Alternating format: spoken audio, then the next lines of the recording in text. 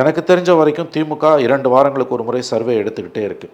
சர்வதேச நிறுவனங்களை வைத்து, மிக மிக நம்பகத்தன்மை உள்ள நிறுவனங்களை வைத்து ரகசியமாக சர்வே தொடர்ந்து எவ்ரி 2 வீக்ஸ்க்கு ஒரு தடவை எடுக்கிறாங்க.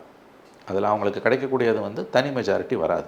2வது விஜய் ஃபேக்டர் பெரிய டிஸ்டர்பன்ஸ் அவங்களுக்கு உருவாகுது. திமுகவோட மிகப்பெரிய நெருக்கடியாக நான் பார்ப்பது அதிமுக பாஜக கூட்டணி அல்ல, விஜய் ஃபேக்டர். விஜய் திமுக வாக்குகளை உடைக்கிறார், சிதைக்கிறார். அவர் அதிமுக வாக்குகளையும் சிதைக்கிறார், உடைக்கிறார், திமுக வாக்குகளையும் சிதைக்கிறார். அப்படி என்றால் எவ்வளவு தூரம் முடியுமோ அவ்வளவு தூரம் கூட்டணி கட்சிகளை பெருக்கிக் கொள்ள வேண்டும் தான் திமுக விரும்புது. மறுபடியும் சொல்லுகிறேன், 26 தேர்தலில் திமுகவின் மிகப்பெரிய சவால் விஜய் ஃபேக்டர் தான், ஏடிஎம்கே பிஜேபி அலையன்ஸ் கிடையாது.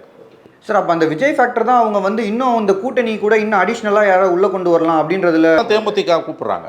0.43%. டிஎம்கே அணி ஏற்கனவே ஹவுஸ்ஃபுல்லாக இருக்குது.